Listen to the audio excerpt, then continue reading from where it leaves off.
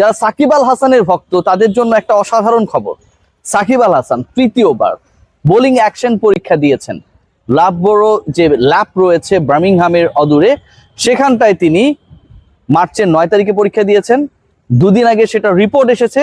And Shakib Al Hasan, সবার প্রিয় Shakib Al Hasan, cricketer Shakib Al Hasan, বিশ্ব সমাদৃত নন্দিত allrounder Shakib Al Hasan, world number 1 Shakib Al Hasan, তিনি তার বোলিং অ্যাকশন নিয়ে যেই ধরনের কনফ্লিক্টের মধ্যে ভুগছিলেন, যেই ধরনের প্রশ্ন উঠছিল যে সাকিব আল হাসান বল করতে পারবেন কি পারবেন না, তিনি কি পুরোপুরি 1 বছরের জন্য আসলে আউট অফ বোলিং হয়ে গেলেন কিনা, তার কি কোনো ধরনের কাউন্টি বলেন কিংবা ফ্র্যাঞ্চাইজি ক্রিকেট বলেন, ঘরোয়া ক্রিকেট বলেন, ইন্টারন্যাশনাল ক্রিকেট বলেন, যদি কখনো ফেরার সুযোগ হয় বোলিং করার সুযোগটা হবে কিনা, সেই সকল প্রশ্নের উত্তর 9 তারিখে সেই পরীক্ষার মাধ্যমে পাওয়া গেছে। এই আলোচনাটা খুব স্বাভাবিক যে সাকিব আল হাসান তৃতীয়বার বোলিং পরীক্ষা দিয়েছেন এবং তিনি উতরে গেছেন, 22টা ডেলিভারি করেছেন, যার অধিকাংশই আপ টু দ্য মার্ক ছিল। এবং সারে সামারসেটের ম্যাচে আপনারা সবাই জানেন, ওই যে তার বোলিং অ্যাকশন নিয়ে যে প্রশ্ন তোলা হয়েছিল, তার পরবর্তী সময় থেকে একটা মোটামুটি বাজে সময়ের মধ্যে দিয়ে তিনি যাচ্ছিলেন। এটা আলোচনাটা খুব স্বাভাবিক।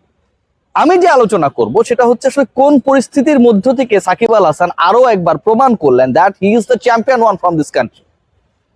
বাংলাদেশে আসতে পারছেন না, নানা ইস্যুস রয়েছে এখানটায়।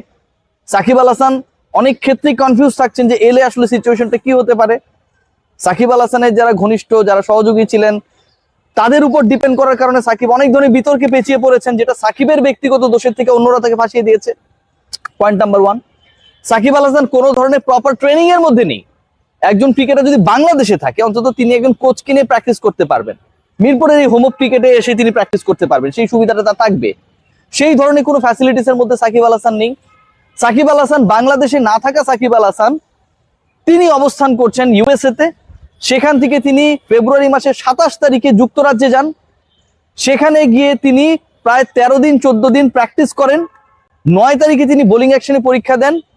এবং সবচেয়ে গুরুত্বপূর্ণ ব্যাপার যেটা, যে তিনি যেখানটায় প্র্যাকটিস করেছেন, যেখানটায় নিজেকে রেডি করেছেন for the 3rd time test, সেই কিয়াওভালে সারের যে ম্যানেজমেন্ট রয়েছে, তাদের যে কোচিং স্টাফ রয়েছে, তাদের যে গ্রাউন্ড স্টাফ রয়েছে, তাদের অথরিটি বা ডিসিশন মেকিং এর সাথে যারা রয়েছে, প্রত্যেকে সাকিব আল হাসানকে হেল্প করেছেন।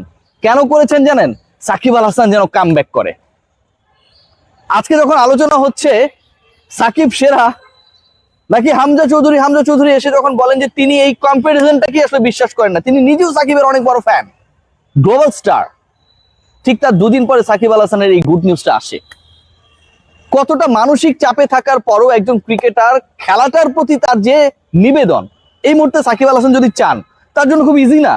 যে বয়স তো অলমোস্ট ফলিং, যে তার ক্যারিয়ার খুব বেশি দিন নাই, কি দরকার এত পরীক্ষা দেওয়ার, ফ্যামিলিকে ইউএসএ তে রেখে ইউকে তে চলে আসার, 12-13 দিন রোজা রেখে প্রতিদিন 4 ঘন্টা করে প্র্যাকটিস করার দরকার ছিল না তো। ভাবতে পারেন ইংল্যান্ডের রোজাটা কিন্তু বেশ বড় হয়।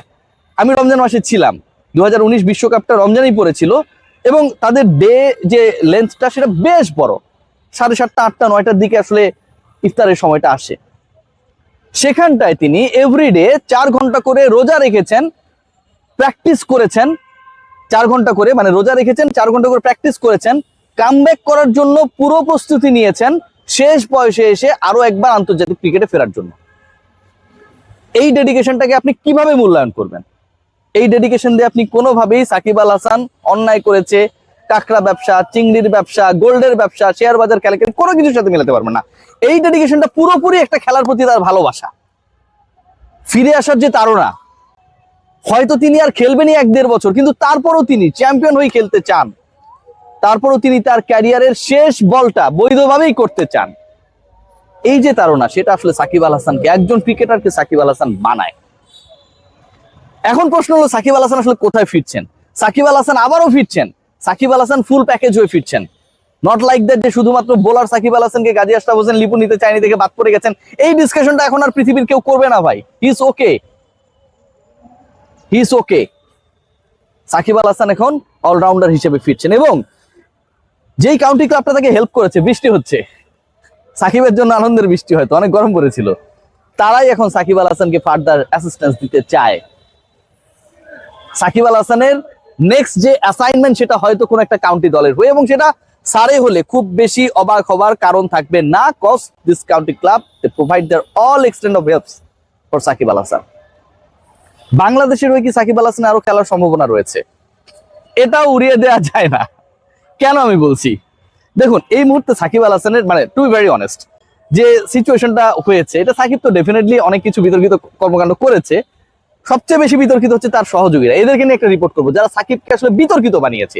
সাকিবের যে বন্ধু বান্ধব সার্কেল, কিছু বিতর্কিত লোকজন, ডেফিনেটলি সাকিব ফ্যানদের জন্য আমার একটা অনুসন্ধানী রিপোর্ট থাকবে এটা নিয়ে, যে কারা আসলে সাকিব আল হাসানকে এভাবে ম্যালট্রিটেড করেছে, মিসগাইড করেছে তাদেরকে নিয়ে। সো এখানকার ইন্টারেস্টিং পার্ট যেটা, ধরুন বাংলাদেশে ইলেকশন হয়ে যাবে, যেটা শোনা যাচ্ছে ডিসেম্বর জানুয়ারি ফেব্রুয়ারি ম্যাক্সিমাম। এরপরে সিনারিওটা কি হয় কেউ তো জানে না ভাই, এরপরে কি হয় আমরা কেউই জানি না। সাকিব আল হাসান ওদিকে যদি সবকিছু ঠিক করে ফেলতে পারে, বাংলাদেশের যিনি আসবেন বা যারা আসবেন তারা যদি আবার মনে করে সাকিব আল হাসানকে সংবোধিত করবে, সবকিছু সম্ভবের দেশ বাংলাদেশ ভাই। আমরা জানি না যে সাকিব আল হাসান এখনো আন্তর্জাতিক ক্রিকেট থেকে রিটায়ার্ড অর নট, সিরিয়াসলি, কারণ ওয়ানডেটা থেকে তিনি এখন পর্যন্ত অ্যানাউন্সমেন্ট দেন নাই। সাকিব আল হাসান আমার কাছে মনে হয় এই বোলিং অ্যাকশন পরীক্ষায় নিজেকে শুদ্ধ প্রমাণের মাধ্যমে জাস্ট একটা বার্তাই দিয়েছেন, শো মাস্ট গোজ অন, এটা কখনোই থামবে না। সাকিব আল হাসান যখন সেই ক্যারেক্টার, তখন সেই বাদ্যযন্ত্রের অমীয় সুর থামার কথা না। বাংলাদেশের ক্রিকেট ইতিহাসে সাকিব আল হাসান হিস্ট্রিটাই এরকম করে লেখা হয়েছে। যখন আপনি ফুল স্টপ দিয়েছেন তারপর থেকেই নতুন লাইন শুরু হয়েছে। যখন তাকে আইপিএল এ ব্রাত্য করে রাখা হয়েছিল, বেঞ্চে বসিয়ে রাখা হয়েছিল, তারপরের বিশ্বকাপে তিনি 606 রান করেছিলেন। যখন তাকে রুল আউট করে দেওয়া হবে, তিনি সাউথ আফ্রিকায় গিয়ে খেলবেন কি খেলবেন না, গিয়ে তিনি সেখানটায় বাংলাদেশকে ম্যাচ জিতিয়ে দিয়েছেন। সাকিব আল হাসান ক্যারেক্টারটা এরকম। যখন তার পুরো ক্যারিয়ারের এপিটাফ লিখে ফেলা হয়েছে, ঠিক তখন তিনি চিন্তা করতে পারেন এই 38-39 বছর বয়সে ইউএসএ এবং ইউকের কিন্তু পুরো পেঁচানো রুট, সেখানটায় গিয়ে 13-14 দিন প্র্যাকটিস করে, রোজা রেখে প্রতিদিন 4 ঘন্টা করে অনুশীলন করে তিনি নিজেকে তৈরি করে শুদ্ধ প্রমাণ করে দিলেন। সো এই ইন্টারেস্টিং ইস্যুস গুলো সাকিব আল হাসানকে সাকিব আল হাসান বানিয়েছে, এন্ড দ্যাটস ওয়াই আমার কাছে মনে হয় তিনি কিংবদন্তি।